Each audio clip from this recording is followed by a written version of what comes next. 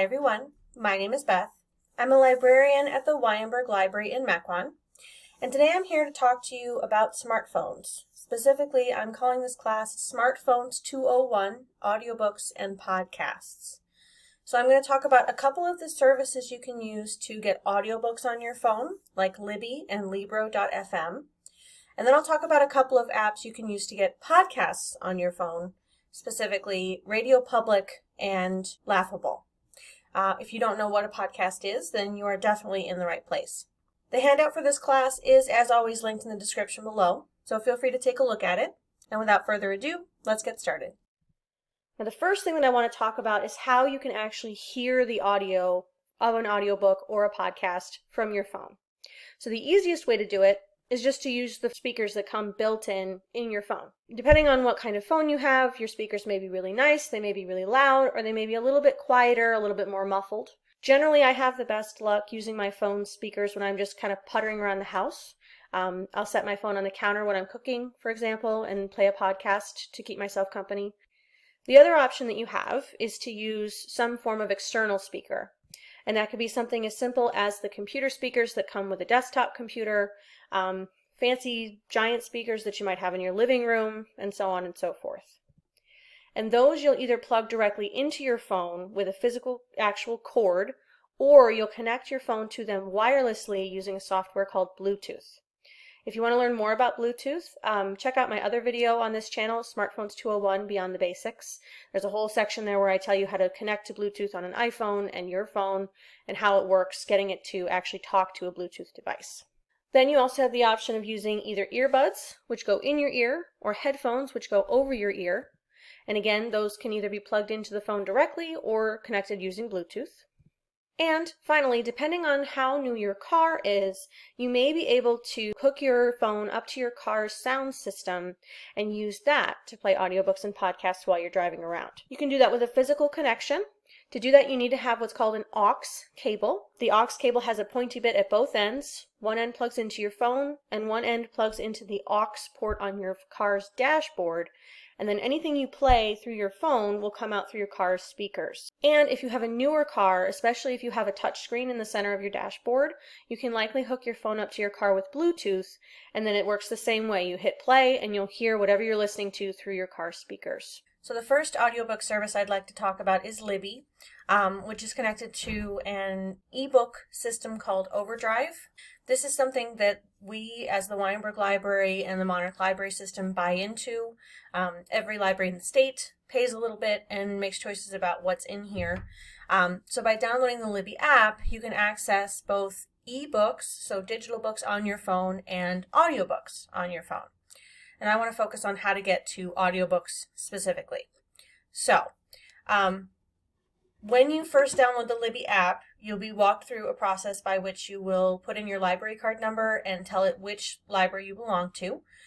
And then once you've done that, you'll land here. From this screen, if you want to browse for an audiobook to read, if you want to look something up by genre or by subject, you can tap on where it says 163 subjects. And that'll take you to a screen where you can then choose a particular subject or genre, and they're arranged alphabetically like this.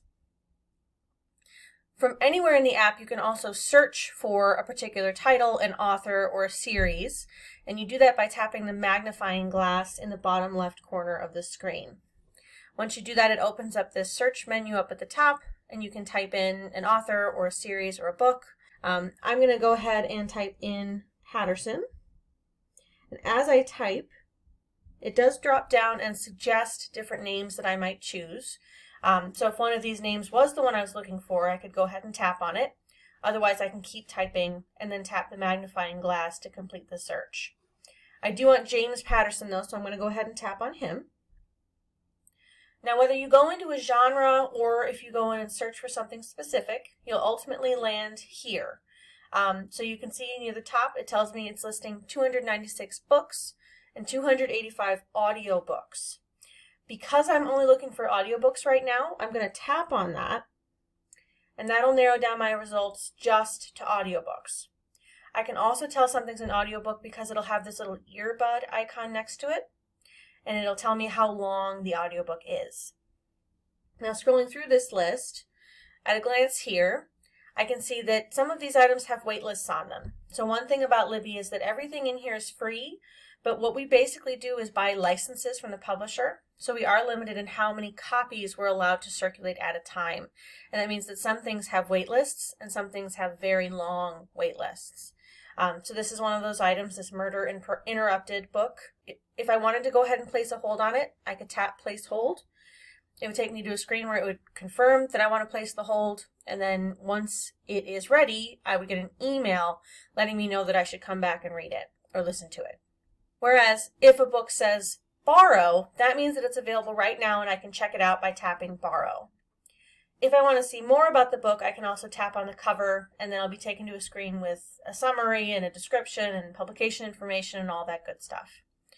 I'm going to go ahead and say borrow since I want to show you what that looks like. So let's tap on borrow. Then it says, okay, you're borrowing Murder Beyond the Grave. Audiobooks can be checked out for a maximum of 14 days. By default, you might be prompted to do 7 days. If you want to change how long you're checking something out for, you can tap on the number. So where it says 14 days, I'm going to tap on that. And then it drops down, and I could choose 7 or 14.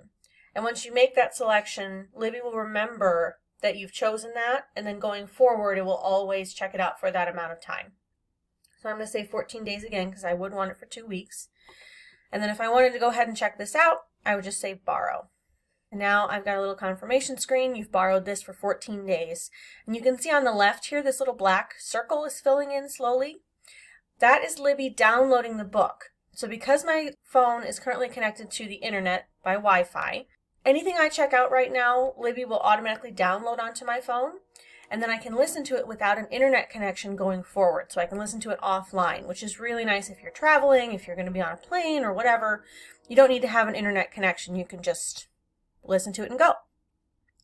Once the book has been returned, either by you manually or by Libby itself automatically, once the 2 weeks is up, the book will delete itself from your phone, so you don't need to worry about it taking up space. From here, I can say open audiobook and start listening to it. I can say keep browsing to go back and keep searching, or I can go to the shelf.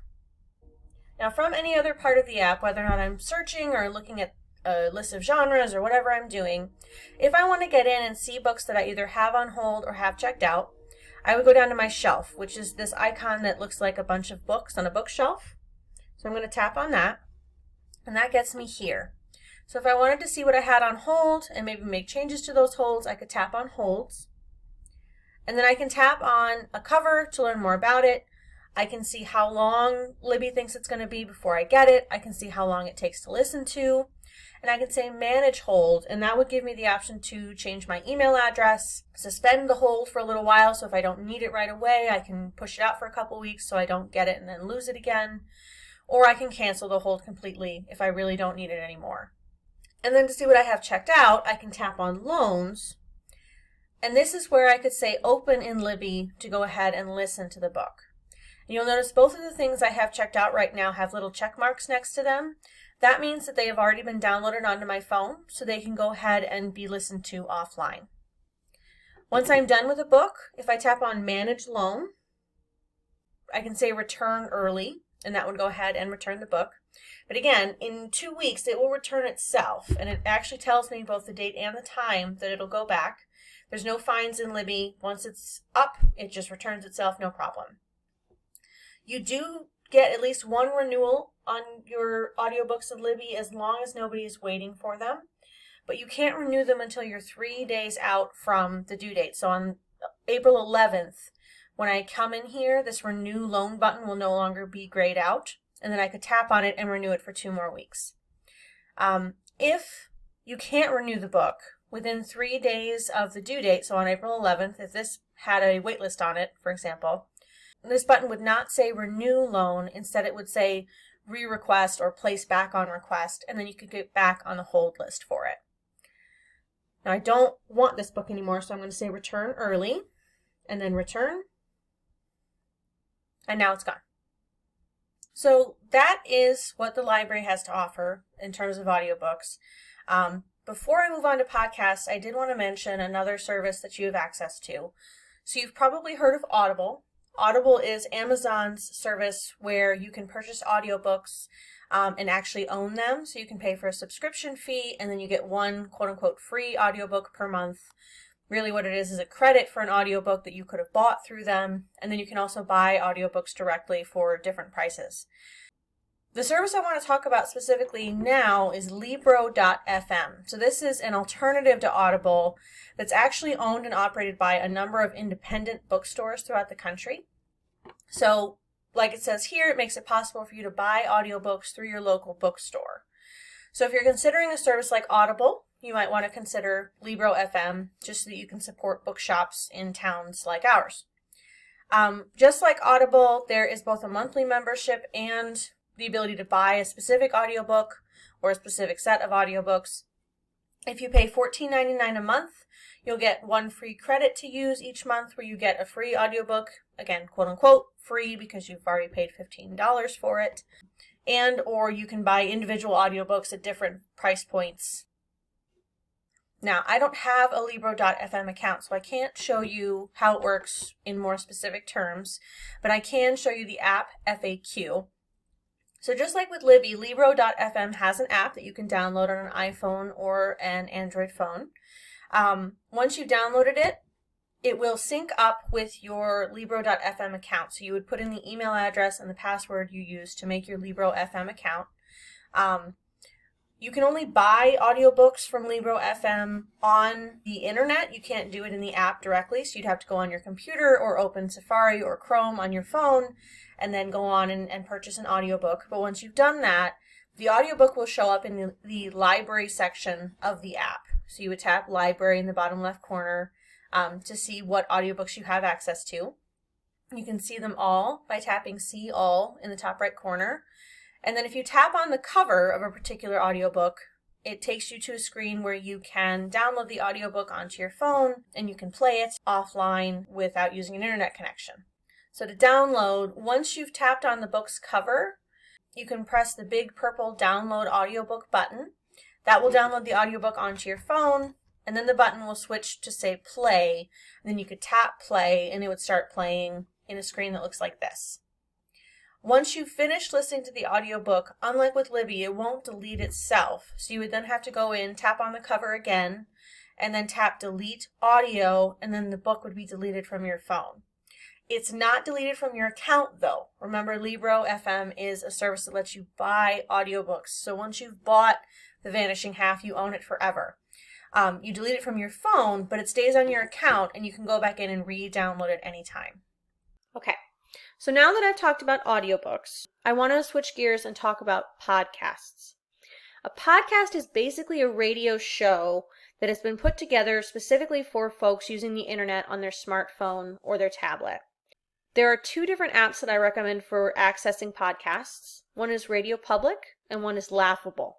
I'm going to go ahead and open up Radio Public first. So the way that podcasts work is they cover a bunch of different genres. They could be one person telling a particular story. They could be multiple people just kind of shooting the breeze and talking about general topics.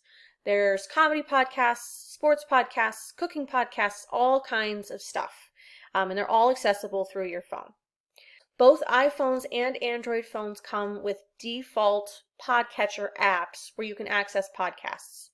On the iPhone, this is Apple Podcasts, and on an Android phone, it's Google Play Music. And those podcatchers work just fine. So if you've used them before, or you're used to them, or you want to give them a shot, please feel free to do that. But the two that I would recommend for someone who's getting into podcasts for the first time and maybe needs a little bit of help finding something they're interested in would be Radio Public and Laughable, which I'll show you shortly. So this is Radio Public. When you open it, you'll land on the home page, and this is where, if you've subscribed to a particular podcast, you'll see various episodes of that podcast listed here. If you're looking for something new, you can tap on Explore at the top of the screen, and you can search for a specific podcast by tapping into this search bar and typing in the name. So, for example, I like to always search for a podcast called Proof, which is by America's Test Kitchen. So I'm going to type that in. And as I type, I'll get a drop down of some results. I think this is the one I want, so I'm going to tap on it to make sure. And here it is. Yep, America's Test Kitchen. So I've got a cover photo, I have a description, I can say start listening, and Radio Public will start playing some of the best episodes for me. I can say follow, and then I'll subscribe to this and be notified in that home screen of when there's a new episode. And if I scroll down, I can go ahead and press play beside any of these episodes to listen to one specifically. If I tap on an episode, I can also download it to listen to on my phone without needing an internet connection. So I'm connected to Wi-Fi, just like I was with RB Digital and Libby. If I tap on the 3 dots in the top right corner, a menu opens, and then I can tap download, and that would save this episode onto my phone.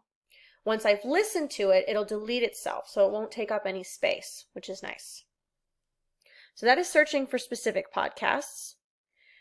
Now, if you don't know what podcast you might be interested in, which is completely fair because there are tons, the nice thing about this Explore section of this app is that they have recommendations. So this one is trending, for example. They have new shows, they have new seasons of returning shows, audio fiction, and then my favorite part is this stations section.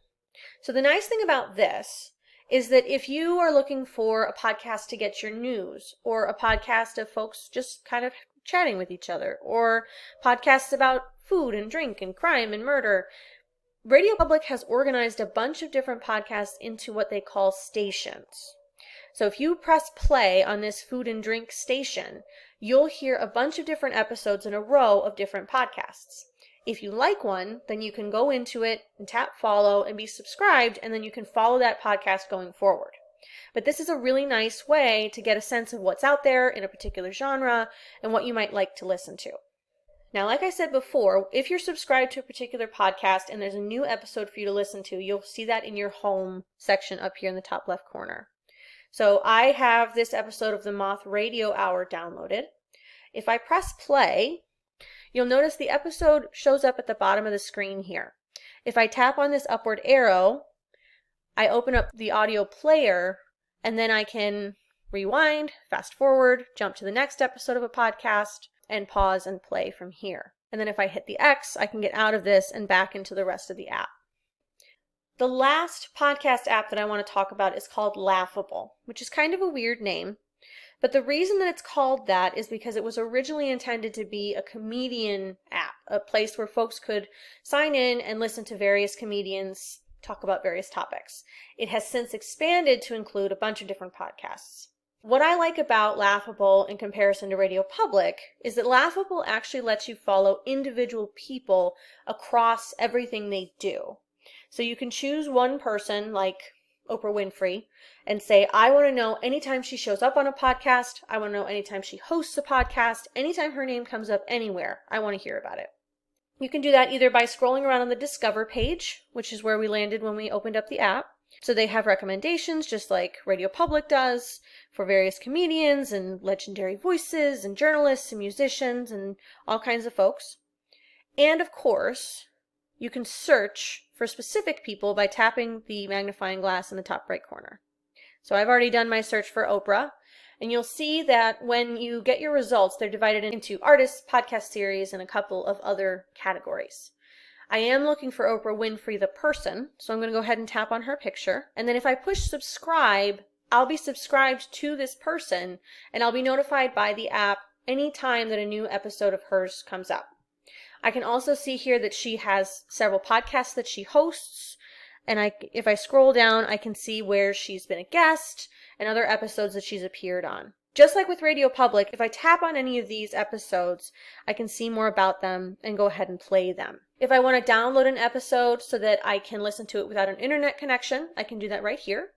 And if I want to go ahead and start playing it, I can do that right here by tapping play. When you play an episode, just like with Radio Public, it shows up at the bottom of the screen. And then if you tap on it, you can open up the audio player where you can rewind, fast forward, play and pause, and so on and so forth. If you're subscribed to a person or a podcast, you'll see them show up in your subscriptions section. So if I had subscribed to Oprah, I would see her listed here, and then anytime that anything of hers pops up, it'll appear here, and then I can go ahead and play it.